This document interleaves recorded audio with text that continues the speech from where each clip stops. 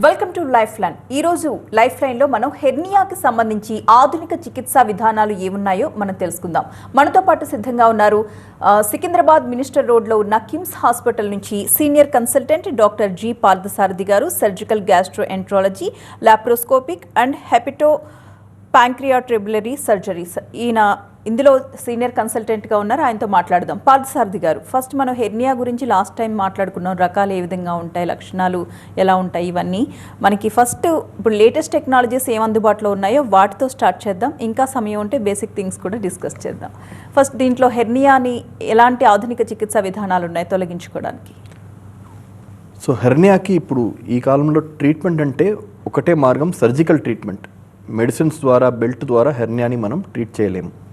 So ఈ surgery last 50 ఇయర్స్లో చూస్తే ఎవ్రీ 10 ఇయర్స్ ఒక కొత్త టెక్నాలజీ, కొత్త అడ్వాన్స్మెంట్ మనకు రెగ్యులర్గా వస్తూ ఉంది.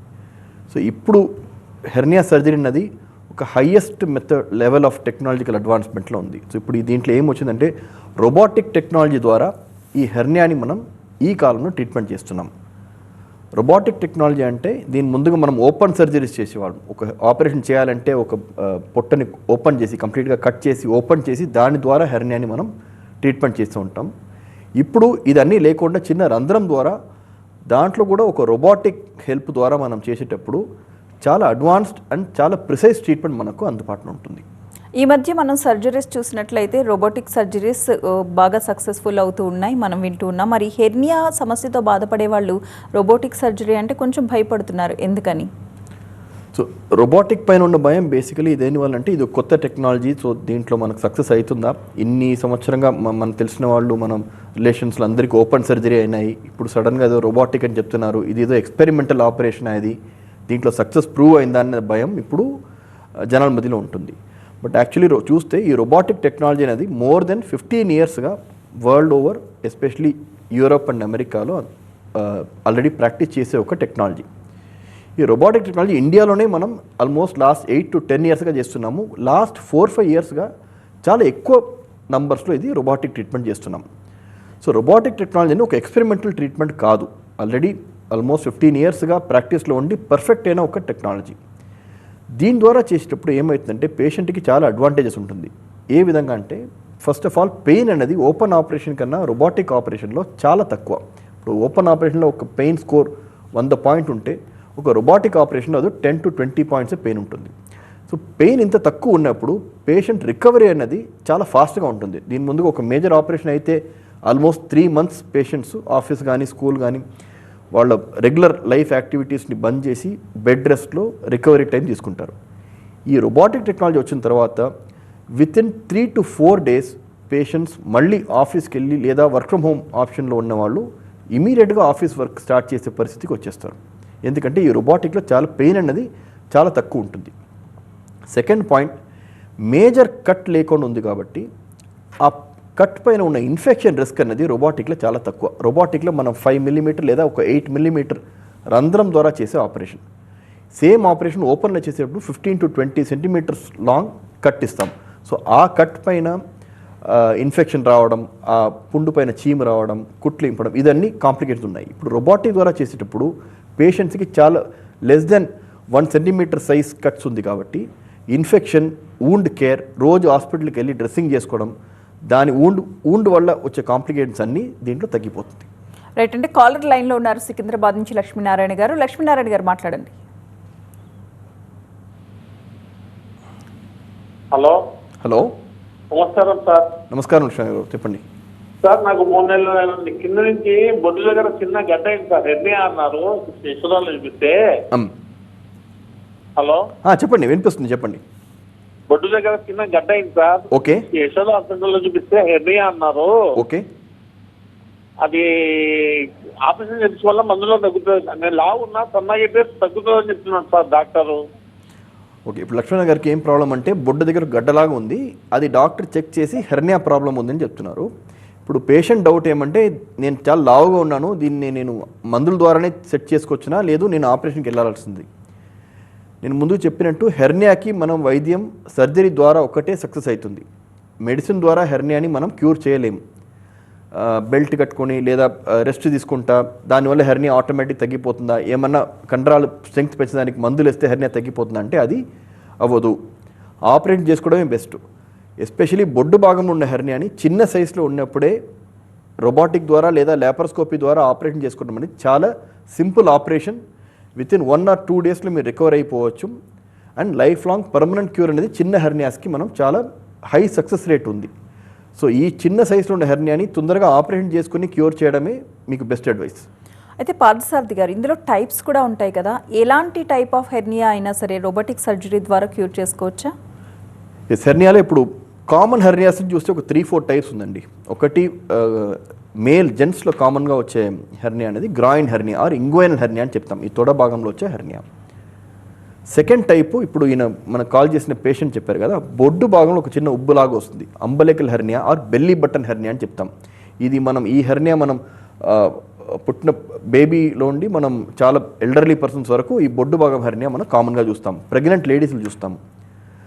థర్డ్ టైప్ హెర్నియా చాలా కామన్ హెర్నియా ఏమంటే ఇన్సిషనల్ హెర్నియా అని చెప్తాం. ఇన్సిషనల్ హెర్నియా అంటే ఏమి, దీని ముందుగా ఏదో ఒక ఆపరేషన్ అయింది, సిజేరియన్ ఆపరేషన్ లేదా గర్భసంచి రిమూవ్ చేసే ఆపరేషన్ లేదా అపెండిక్స్ ఆపరేషన్, పొట్టులో ఎక్కడో ఒక భాగంలో కట్ అయింది.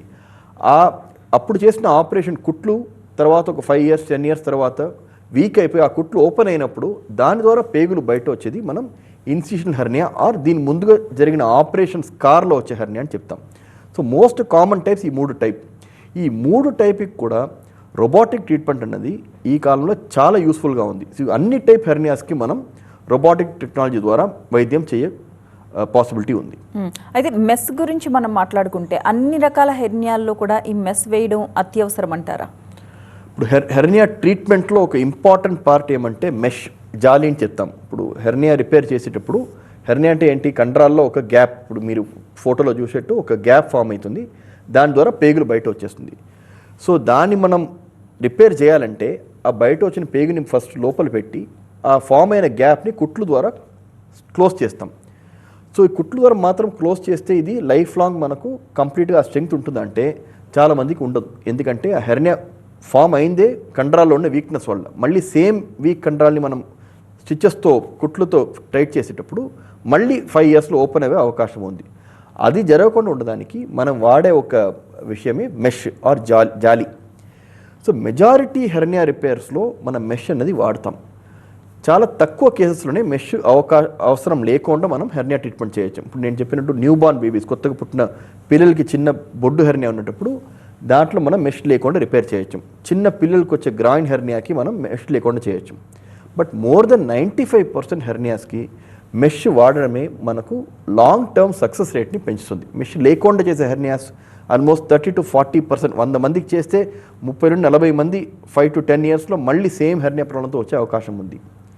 ఈ ఫెయిలియర్ రేట్ని లెస్ దెన్ 5%గా తగ్గించే ఒక అడ్వాంటేజ్ మెష్ వాడేప్పుడు మనకు ఉంటుంది. సో ఈ హెర్నియా మెష్లో న్యూ అడ్వాన్స్మెంట్స్ ఏమొచ్చాయండి? ఇప్పుడు మెష్ టెక్నాలజీ అనేది లాస్ట్ ఒక 80 to 100 yearsగా అది పెరుగుతూ ఉంటుంది. ఇప్పుడు బట్ రెగ్యులర్గా మనం వాడే మెష్ అనేది పాలీప్రొపిలీన్ అన్న ఒక కెమికల్, ఒక పాలిమర్ ద్వారా తయారైన మెష్ని మనం వాడతాం హెర్నియా ఆపరేషన్కి. దాంట్లో కూడా చాలా అడ్వాన్స్మెంట్ వచ్చి ఇప్పుడు లేటెస్ట్గా మనం గ్రాయిన్ హెర్నియాకి వాడే మెష్ అనేది 3D మెష్, 3 dimensional మెష్ అని చెప్తాం. మామూలుగా మెష్ అనేది మనం రెగ్యులర్గా ఒక A4 size పేపర్ లాగా ఫ్లాట్గా ఉంటుంది.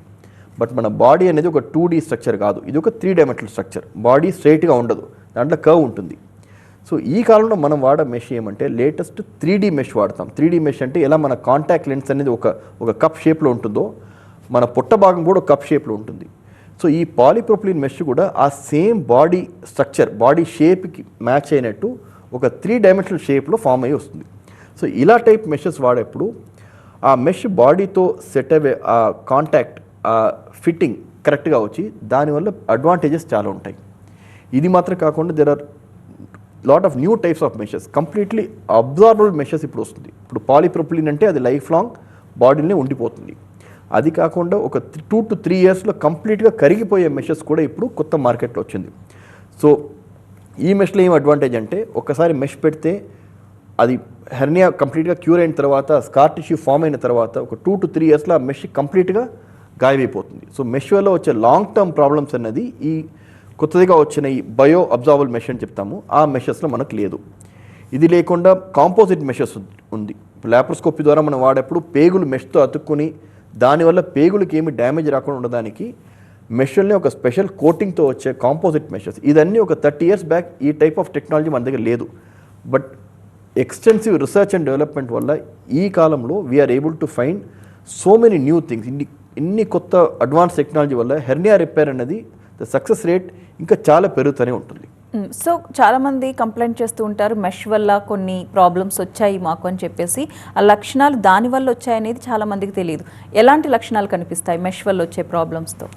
సో మెష్ వల్ల కాంప్లికేషన్ రావచ్చు అంటే ఎస్, మెష్కి ఒక సర్టన్ రిస్క్ ఫ్యాక్టర్స్ ఉంది. ఇప్పుడు బాడీలో పెట్టే ఏ ప్రాస్థెటిక్ మెటీరియల్ అంటే ఒక ఫారిన్ మెటీరియల్. ఇప్పుడు ఫ్రాక్చర్ అయింది, ఆ బోన్ని ఫిక్స్ చేయడానికి మనం ఒక మెటల్ రాడ్ పెడతాం, లేదా డెంటల్ ఇంప్లాంట్స్ పెడతాము, మెటల్ ప్లేట్స్, హెడ్ ఇంజరీ అయిన వాళ్లకు మెటల్ ప్లేట్స్ పెడతాము. ఆ విధంగానే మెష్ కూడా మనం న్యాచురల్గా తయారయ్యే విషయం కాదు, అది ఒక ఎక్స్టర్నల్ మెటీరియల్. ఆ మెటీరియల్ పెట్టినప్పుడు దానివల్ల బాడీలో బ్యాడ్ రియాక్షన్స్ అవ్వచ్చు, ఏ టైప్ ఆఫ్ ప్రాబ్లమ్స్ అవ్వచ్చు. First of all infection risk ఉంటుంది.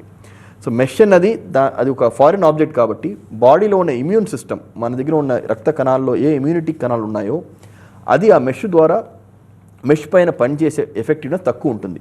సో మెష్ పైన ఉన్న బ్యాక్టీరియా మనం ఇచ్చే యాంటీబయాటిక్కి మన బాడీలోని ఇమ్యూనిటీకి తప్పించుకొని ఆ మెష్లో ఉండి లాంగ్ టర్మ్ ఇన్ఫెక్షన్ వచ్చే ఛాన్స్ ఉంటుంది. సెకండ్, ఈ మెష్లో చుట్టూ తయారయ్యే స్కార్ టిష్యూ, దానివల్ల మెష్ చుట్టూ ఉన్న నరాల పైన ఆ స్కార్ టిష్యూ టచ్ అయ్యి long term pain, groin pain కానీ లేదు మెష్ పెట్టిన చోట్ల ఆపరేషన్ జరిగి 5 years 10 years తర్వాత కూడా నొప్పి వచ్చే లాంగ్ టర్మ్ మెష్ పెయిన్ అని మనం చెప్తాం. ఆ కాంప్లికేషన్ వచ్చే అవకాశం ఉంది. బట్ ఈ టైప్ కాంప్లికేషన్ మనం ఎంత చెప్తే కూడా ఇది ఎన్ని మందిలో జరుగుతుంది చూస్తే లెస్ దెన్ 1% మందికి. ఇప్పుడు 100 మందికి మనం మెష్ వాడితే 1 to 2 మెంబర్స్కి ఈ long term problems or infection problems అనే రిస్క్ ఉంటుంది. మెజారిటీ పీపుల్కి మెష్ వల్ల ఈ ప్రాబ్లమ్స్ రావు. బట్ ఈ రిస్క్కి మనం భయపడుకొని మెష్ లేకుండా హెర్నియా ఆపరేషన్ చేసుకుంటామనే ఒక ఒపీనియన్ ఉంటే దానివల్ల ఏమవుతుందంటే హెర్నియా ఆపరేషన్ ఫెయిలియర్ అయ్యి 30 to 40 మెంబర్స్ మళ్ళీ హెర్నియా ఆపరేషన్కి వచ్చే 100 మందిలో 30-40 మెంబర్స్కి మళ్ళీ సేమ్ ప్రాబ్లం వచ్చే అవకాశం ఉంది. సో ఇప్పుడు మెష్ విషయంలో మన రిస్క్ అండ్ బెనిఫిట్ అనేది కంపేర్ చేసేటప్పుడు మెష్ వల్ల ఒక హెర్నియా పేషెంట్కి వచ్చే బెనిఫిట్ అనేది చాలా ఎక్కువ ఉంది కాబట్టి ఈ మెష్ కాంప్లికేషన్స్ ఉన్న రిస్క్ అనేది చాలా తక్కువ, 1 to 2% రిస్కే ఉంది కాబట్టి మెష్ వాడడం హెర్నియాలో చాలా అడ్వాంటేజెస్. సో ఎక్కడో నేను విన్నాను మెష్లో ఇన్ఫెక్షన్ వచ్చింది, నాకు మెష్ లేకుండా ఆపరేషన్ చేయని డాక్టర్ని చాలా పేషెంట్ అడుగుతారు. వాళ్ళకి నేను చెప్పేది ఇదే, ఈ రిస్క్ అండ్ బెనిఫిట్ రేషియో చూసుకుని మెష్ వల్ల వచ్చే అడ్వాంటేజెస్ మీకు చాలా ఎక్కువ ఉంది కాబట్టి మెష్తో చేసే ఆపరేషనే ఇప్పుడు మన స్టాండర్డ్ ఆపరేషన్. రైట్, మీరు అన్నట్లుగా పేషెంట్స్లో చాలా రకాల భయాలు ఉంటాయి, వాటిలో అపోహలు ఏంటో నిజాలేంటో కూడా వాళ్ళకి తెలియదండి. దాని గురించి కూడా మనం డిస్కస్ చేద్దాం. అందుకంటే ముందు లాప్రోస్కోపీ గురించి కూడా మాట్లాడాలి. ఇందులో కూడా హోల్ పెట్టి ఆపరేషన్ చేస్తారు కదా, మరి ఏంటి డిఫరెన్స్ రోబోటిక్ సర్జరీకి లాప్రోస్కోపిక్ సర్జరీకి? Very good question. చాలా పేషెంట్స్ కూడా సేమ్ క్వశ్చన్ అడుగుతారు. ఇప్పుడు లాప్రోస్కోపీ అన్నది ఓపెన్ ఆపరేషన్ నుండి మనం నెక్స్ట్ లెవెల్కి వచ్చింది లాప్రోస్కోపిక్ ఆపరేషన్. లాప్రోస్కోపిక్ ఆపరేషన్ ఏమంటే పేషెంట్ పొట్టలో కార్బన్ డైఆక్సైడ్ గ్యాస్ పెట్టి పొట్టని ఒక బలూన్ లాగా బెద్ద చేసి దాంట్లో చిన్న రంధ్రం పెట్టి డైరెక్ట్గా ఆ ఆపరేషన్ ఇన్స్ట్రుమెంట్స్ని సర్జన్ పట్టుకొని ఒక టీవీ మానిటర్లో లోపల ఉన్న అవయవాలన్నీ కనిపిస్తాయి ఆ కెమెరా ద్వారా, దాంట్లో చూస్తూ ఇక్కడ ఆపరేషన్ చేయడం లాప్రోస్కోపిక్ అని చెప్తాం. దాంట్లో ఏముంటుందంటే సర్జన్ పేషెంట్ దగ్గర నిల్చుకొని డైరెక్ట్గా పేషెంట్ పైన ఆపరేషన్ చేసే ఒక ఆపరేషన్ లాప్రోస్కోపీ. సో రోబోటిక్ అంటే ఏం తేడా అంటే ఈ సర్జన్ ఎక్కడ ఉన్నారో ఆ ప్లేస్లో ఒక రోబోట్ నిలబడుతుంది. సో పేషెంట్ పొట్ట లోపల ఉన్న ఇన్స్ట్రుమెంట్స్ని ఒక రోబోట్ పట్టుకొని ఈ రోబోట్ని కంట్రోల్ చేసే సర్జన్ అనేది పేషెంట్ నుండి ఒక 10 feet దూరంలో ఒక రోబోటిక్ మెషిన్ కన్సోల్ పైన కూర్చొని ఆ సర్జన్ ఆపరేట్ చేస్తారు. ఇప్పుడు దీంట్లో ఏం అడ్వాంటేజ్ ఉంది? డైరెక్ట్గా సర్జన్ వచ్చి ఇక్కడ చేయొచ్చు కదా, అక్కడ కూర్చొని చేయ దాంట్లో ఏం అడ్వాంటేజ్ ఉంది? రోబోటిక్లో ఏమి అడ్వాంటేజ్ అంటే లాప్రోస్కోపీలో మనం డైరెక్ట్గా చేయిలో పట్టుకొని చేసే ఆపరేషన్ రోబోట్ ద్వారా హ్యాండిల్ చేసేటప్పుడు హ్యాండ్ ట్రెమర్స్ తగ్గిపోతుంది. ఇప్పుడు మన చేయిలో ఉన్న న్యాచురల్గా ఒక హ్యూమన్ హ్యాండ్కి ఉన్న ట్రెమర్స్ కానీ అన్నెసరీ మూమెంట్, షేక్స్, ఇదన్నీ రోబోట్ ఫిల్టర్ చేసి ప్రిసైజ్ మూమెంట్గా దాన్ని ట్రాన్స్మిట్ చేస్తుంది. ఇప్పుడు ఒక కార్లో ఎట్లా నార్మల్ స్టీరింగ్ పవర్ స్టీరింగ్కి తేడా ఉంది. ఇప్పుడు నార్మల్ స్టీరింగ్ పట్టుకొని డ్రైవ్ చేసేటప్పుడు హ్యాండ్ పైన స్ట్రెయిన్, డ్రైవర్ ఫెటీగ్ అవుతుంది. సేమ్ ఒక పవర్ స్టీరింగ్ కార్ నడిపేప్పుడు మీరు జెంటల్ మూమెంట్ ఇస్తే కూడా ఆ మూమెంట్ అన్నది వీల్స్కి ఇంకా మ్యాగ్నిఫై, ఇంకా ఎన్లార్జ్ అయ్యి అది ట్రాన్స్మిట్ అవుతుంది. సేమ్ వే ఒక రోబోటిక్ ఆపరేషన్ చేసినప్పుడు సర్జన్ పైన ఎక్కువ స్ట్రెయిన్ ఉండదు. దీని ఏం ఇంపార్టెన్స్ అంటే some times robotic complex operation చేసేటప్పుడు 7 to 8 hours ఆపరేషన్ ఒక సర్జన్ ల్యాప్రోస్కోపీ ద్వారా చేసేటప్పుడు ఫస్ట్ 3-4 అవర్స్లో ఉన్న ఎనర్జీ లాస్ట్ 4 అవర్స్లో ఉండదు. లాంగ్ 8 hour ఆపరేషన్ అప్పుడు లాస్ట్ 7th hour 8th hourలో షోల్డర్ పెయిన్, ఎల్బో పెయిన్ వచ్చి ఆ ఆపరేషన్ ఫటీగ్ వల్ల ఆపరేషన్ క్వాలిటీ తగ్గే అవకాశం ఉంది. రోబోట్ ద్వారా చేసేటప్పుడు ఆ ఎంటైర్ 8 hours సర్జన్ కూర్చుని ఫింగర్స్తో చేసే ఆపరేషన్ కాబట్టి మెషిన్కి ఫటీగ్ రాదు. రోబోట్ మీరు 20 hours చేస్తే కూడా ఆ మెషిన్కి ఫటీగ్ రాదు, టైర్డ్నెస్ రాదు. సో సేమ్ అమౌంట్ ఆఫ్ ప్రెసిషన్లో ఫస్ట్ అవర్లో ఉన్న సేమ్ క్వాలిటీతో మీరు 8th hour సర్జరీ కూడా మీరు కంటిన్యూస్గా చేయొచ్చు. ఇది ఒక మెయిన్ అడ్వాంటేజ్. సెకండ్, ల్యాప్రోస్కోపీలో మనం చూసేది ఒక 2D మానిటర్. ఇప్పుడు ఎలా మీరు టీవీలో చూస్తున్నారో ఒక 2D మానిటర్లో చూసి ఆపరేషన్ చేస్తున్నాం. బట్ రియల్ లైఫ్లో మన బాడీ స్ట్రక్చర్ 2Dలో కాదు, అది 3 dimensionalగా ఉంది. రోబోటిక్లో చేసేటప్పుడు రోబోటిక్ కెమెరా అన్నది సర్జన్కి ఒక 2 dimensional విజన్ ఇస్తుంది. సో అప్పుడు ఎట్లా ఉంటుందంటే సర్జన్ యాక్చువల్గా రియల్ లైఫ్లో చూసి ఆపరేషన్ చేసే ఆ సేమ్ షేప్ అండ్ స్ట్రక్చర్ సర్జన్కి కనిపిస్తుంది. అలా చూసి చేసేటప్పుడు ఆపరేషన్ క్వాలిటీ, ఆపరేషన్ ప్రెసిషన్, ఎంత ఫైన్గా చేసే ఆ ఆపరేషన్ రోబోటిక్ ద్వారా చేసేటప్పుడు ల్యాప్రోస్కోపీ కన్నా ఇంకా బెటర్గా చేయగలుగుతాం. So these are few advantages of robotic over laparoscopic operation. Right. చాలా మంది పేషెంట్స్ హెర్నియాకి సర్జరీ చేయించుకోవాలంటే భయపడుతూ ఉంటారు. వాళ్ళ శరీరం లావెక్కిపోతూ ఉంటుంది, రోజువారీ కార్యక్రమాలు చేసుకోలేరు, అయినా దాంతో ఇబ్బంది పడుతూ మందులతో నెట్టుకొచ్చేసే ప్రయత్నం చేస్తూ ఉంటారు. ఇలా నిర్లక్ష్యం చేయడం వల్ల ఎలాంటి దుష్పరిణామాలకు దారితీసే అవకాశం ఉంటుంది? ఇంకా ఇతర రోగాల్లోకి తీసుకువెళ్ళే అవకాశం కూడా ఉంటుందా? ఎస్, మనం చెప్పినట్టు ఇప్పుడు కొద్దిసేపు ముందుకు లక్ష్మణ్ గారు ఫోన్ చేశారు. బొడ్డు దగ్గర చిన్న గడ్డలాగా ఉంది, అది హెర్నియా, దానివల్ల పెద్ద ఇబ్బంది లేదు, ఎందుకు నేను చేసుకోవాలా, వెయిట్ చేయొచ్చు. ఈ సేమ్ టైప్ పేషెంట్స్ చాలామంది ఉంటారు. ఎందుకు అనవసరంగా దీనికి ఆపరేషన్ చేసుకొని ఇది ఇప్పుడు నొప్పి చేయలేదు కదా, ఇది అలానే వదిలేస్తే ఏమి ప్రాబ్లం వస్తుందని. హెర్నియా అనేది బేసికలీ పేగులు ఆ కండరాలో ఉన్న హోల్ ద్వారా బయటే వచ్చే ఒక జబ్బు. సో ఇది బయట వస్తే ఏం ప్రాబ్లం, పేగులు ఎక్కడ ఉండాలంటే ఆ కండరాల్లో ఉన్న ఒక కేసింగ్ లోపల ఉండాలి. ఎలా ఒక సైకిల్ ట్యూబ్ అన్నది ఆ సైకిల్ టైర్ లోపల ఉన్న వరకే సేఫ్టీ. ఎప్పుడు ఆ టైర్ వీక్ అయ్యి ఆ ట్యూబ్ బల్జ్ అవుతుందో చిన్న రాయి తగలగానే అది బస్ట్ అయ్యే అవకాశం ఉంది.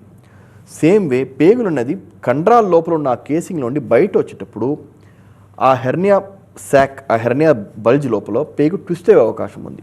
పేగులు ట్విస్ట్ అయితే ఏమవుతుంది, పేగుల ద్వారా వెళ్ళే ఆహారం అనేది బ్లాక్ అయిపోతుంది. ఇమీడియట్గా పేషెంట్కి వామిటింగ్, ఇంటెస్టైనల్ అబ్స్ట్రక్షన్, పేగురు బ్లాకేజ్ అని చెప్తాం. ఈ కండిషన్ జరిగేప్పుడు ఇట్ బికమ్స్ అన్ ఎమర్జెన్సీ. సడన్గా నైట్ 2 గంటలకు ఈ పేగు బ్లాక్ అయ్యి విపరీతమైన కడుపు నొప్పి, తినే ఆహారం మొత్తం వామిట్గా రావడం, మోషన్స్ ఆగిపోవడం, పొట్ట ఉబ్బనం, ఈ పరిస్థితిలో వచ్చేటప్పుడు అది ఒక ఎమర్జెన్సీ హెర్నియాగా చేంజ్ అవుతుంది. మళ్ళీ ఈ ఎమర్జెన్సీ హెర్నియాగా అయినప్పుడు ఏం చేయాలి, ఎమర్జెన్సీగా ఆపరేషన్ చేయాలి. ఆపరేషన్ చేసి ఆ బయట ట్విస్ట్ అయిన పేగుని మళ్ళీ లోపల పెట్టాలి. ఇలా జరిగేప్పుడు ఏమవుతుందంటే ఆ ఆపరేషన్ అది ఒక కంప్లీట్ హెర్నియా రిపేర్ ఆపరేషన్ లాగా అవ్వదు, అప్పుడు ఒక లైఫ్ సేవింగ్ ఆపరేషన్ లాగా అయిపోతుంది. ఆ టైంలో పేగులు డ్యామేజ్ ఉంటే పేగుల్ని కట్ చేయాల్సిన అవసరం పడవచ్చు.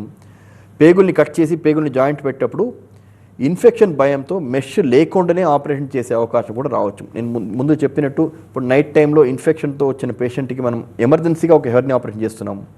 ఆ పేషెంట్కి మనం మెష్ పెట్టలేము, ఎందుకంటే మెష్ పెడితే మెష్ పైన ఇన్ఫెక్షన్ వచ్చే రిస్క్ ఎక్కువ ఉంటుంది. అలా చేసే రిపేర్ అనేది 2 to 3 yearsలో మళ్ళీ ఒక హెర్నియాగా ఫామ్ అయ్యి రావచ్చు.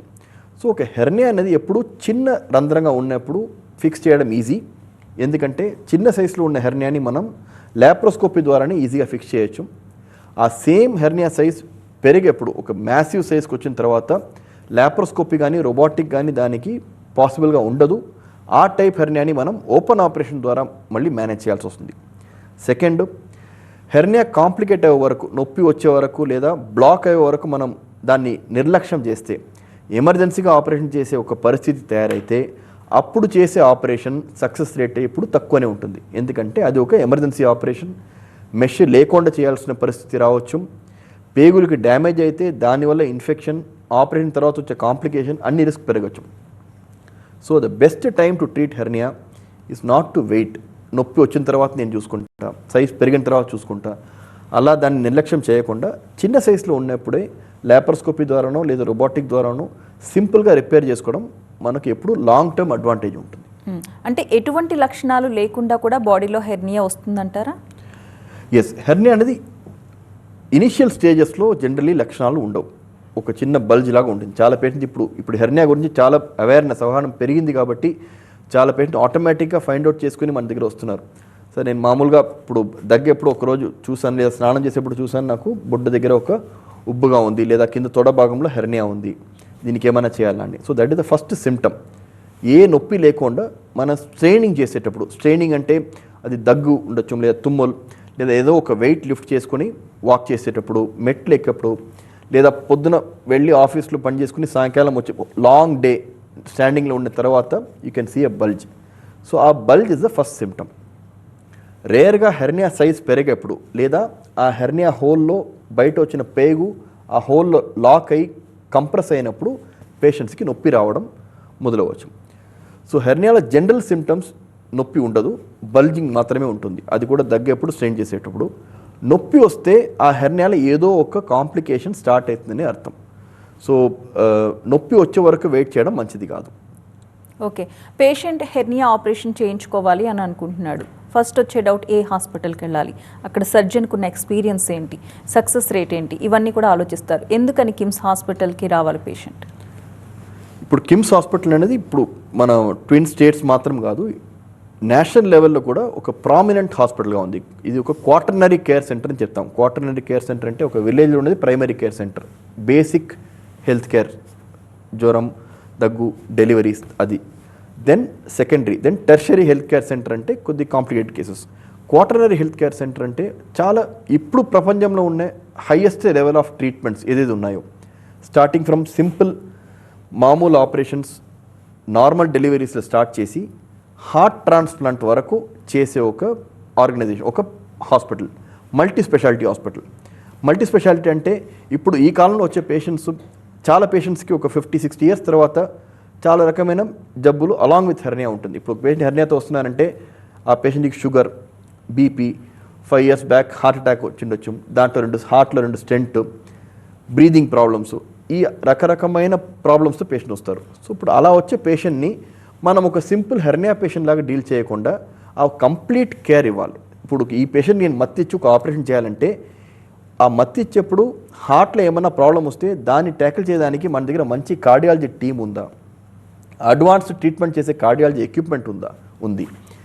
ఈ పేషెంట్కి ఒకవేళ మత్తు ఇచ్చిన తర్వాత ఏదైనా హార్ట్ సంబంధించి లేదా బ్రెయిన్ సంబంధించి ఒక ప్రాబ్లం వచ్చేటప్పుడు ఆ పేషెంట్ని ఐసీయూలో పెట్టి మనం వైద్యం చేయాల్సిన అవసరం పడితే మంచి ఐసీయూ డాక్టర్స్, మంచి ఐసీయూ టీమ్ ఉందా, ఐసీయూలో వెంటిలేటర్ సపోర్ట్, అడ్వాన్స్డ్ ఎక్విప్మెంట్ ఇదన్నీ ఉందా అంటే ఆ క్వాటర్నరీ కేర్ సెంటర్స్లో అట్ ఎ సింగిల్ రూఫ్, ఒక సింగిల్ బిల్డింగ్లో top class doctors, top class equipment, top class service మీకు అవైలబుల్ ఉన్నప్పుడు పేషెంట్ సేఫ్టీ అనేది పెరుగుతుంది. ఇప్పుడు మేము 100 పేషెంట్ మనం ఆపరేషన్ చేస్తే 99 పేషెంట్స్కి జనరలీ ఏం ప్రాబ్లం అవ్వదు. బట్ చాలా కాంప్లికేటెడ్ పేషెంట్ వచ్చేటప్పుడు వాళ్ళకి ఏమైనా ఒక ప్రాబ్లం ఉన్నప్పుడు ఇమీడియట్ కేర్ ఇవ్వడానికి మనకు ఫెసిలిటీస్ ఉందని చూడాలి. సో ఇదన్నీ ఒక్క ప్లేస్లో ఉన్నప్పుడు పేషెంట్ సేఫ్టీ అనేది చాలా హై ఉంటుంది. So A type of complicated case ఉంటే కూడా మన ధైర్యంగా ఆ కేసుని మనం యాక్సెప్ట్ చేసుకుని ఆ పేషెంట్కి మనం వైద్యం ఇవ్వగలుగుతాం. So that is one of the reasons why operation problem చిన్నది ఉంటే కూడా దాన్ని ఒక మంచి సెటప్లో చేసేటప్పుడు పేషెంట్ అవుట్కమ్స్ పెరుగుతుంది. చిన్న ప్రాబ్లమ్స్ వచ్చేటప్పుడు కూడా దాన్ని మనం ట్యాకిల్ చేసి సక్సెస్ఫుల్గా పేషెంట్ని మనం క్యూర్ చేయగలుగుతాం. రైట్. హెర్నియా రాకుండా ఎలాంటి జాగ్రత్తలు తీసుకోవచ్చు? ఇదేమైనా వంశపారంపర్యంగా వచ్చే వ్యాధ? హెర్నియాకి జెనెటిక్స్కి సంబంధం లేదు. ఇప్పుడు నా ఫాదర్కి హెర్నియా ఉంది, నాకు హెర్నియా వస్తే రిస్క్ ఉందంటే డెఫినెట్లీ లేదు. అట్లా హెర్నియా అనేది ఒక బాడీలో ఒక వేర్ అండ్ టేర్ ప్రాబ్లం. ఇప్పుడు ఎలా జాయింట్ పెయిన్స్, ఒక because of excessive use, because of weakness ఒక ప్రాబ్లం జరుగుతుంది, సేమ్ టైప్ ప్రాబ్లం హెర్నియా అన్నది. సో దీంట్లో ఫెమిలియల్గా వచ్చే అవకాశం లేదు. హెర్నియా రాకుండా ఏమి జాగ్రత్తలు తీసుకోవాలి, ఇది ఎస్పెషలీ లేడీస్కి ఇది చాలా ఇంపార్టెంట్. ఎందుకంటే ప్రెగ్నెన్సీ టైంలో చాలా లేడీస్కి బెల్లీ బటన్ హెర్నియా వచ్చే రిస్క్ పెరుగుతుంది. సో బెల్లీ బటన్ అనేది మన బొడ్డు అన్నది న్యాచురల్గానే మన అందరికీ ఒక వీక్ స్పాట్ అండి. ఎందుకంటే అక్కడ కండరాలు ఉండదు, తల్లికి పిల్లలకి కనెక్షన్ ఉన్న పాయింట్ బొడ్డు. ప్రెగ్నెంట్ అయినప్పుడు ఆ లేడీకి ఆ పొట్ట భాగం స్ట్రెచ్ అవుతుంది కాబట్టి ఆ కండరాలు స్ట్రెచ్ అయినప్పుడు కండరాలు ఈజీగా దాన్ని తట్టుకుంటుంది. బట్ బొడ్డు అన్నది దాంట్లో మసిల్ లేదు కాబట్టి 4 సైడ్స్లో స్ట్రెచ్ అయినప్పుడు బొడ్డు ఓపెన్ అయ్యి దాని ద్వారా ఒక గ్యాప్ ఫామ్ అవ్వడం జరుగుతుంది. సో ఏ ప్రికాషన్ తీసుకోవాలంటే ప్రెగ్నెంట్ అవ్వ ముందుగానే ఓవర్ వెయిట్ని అవాయిడ్ చేయాలి. ప్రెగ్నెంట్ అవ్వ ముందుకు బాడీ వెయిట్ని కంట్రోల్లో పెట్టుకొని పొట్ట మజిల్ స్టోన్ని పెంచుకోవాలి. ఎలా పెంచుకోవాలంటే రెగ్యులర్ ఎక్సర్సైజ్, టమ్మీ ఎక్సర్సైజ్ చేసుకోవాలి, హై ప్రోటీన్ డైట్ తీసుకోవాలి. ఇప్పుడు జనరల్లీ మనం వాడే డైట్ ప్రిడామినెంట్లీ కార్బోహైడ్రేట్ డైట్. అది ప్రెగ్నెన్సీ ప్లాన్ చేసే ముందుకు ప్రోటీన్ ఇంటేక్ని పెంచుకొని ఆ కండరాల్లో ఉన్న ఆ పవర్ని మనం పెంచుకోవాలి. థైరాయిడ్ అండ్ డయాబెటీస్ రైట్, ఇది రెండు మన కంట్రోల్లో పెట్టుకుంటే హెర్నియా వచ్చే ఛాన్సెస్ తగ్గుతాయి. థ్యాంక్ యూ పార్థసారథి గారు. ఇది వాళ్ళ life line. Next news updates continue అవుతాయి. చూస్తూనే ఉండండి TV9.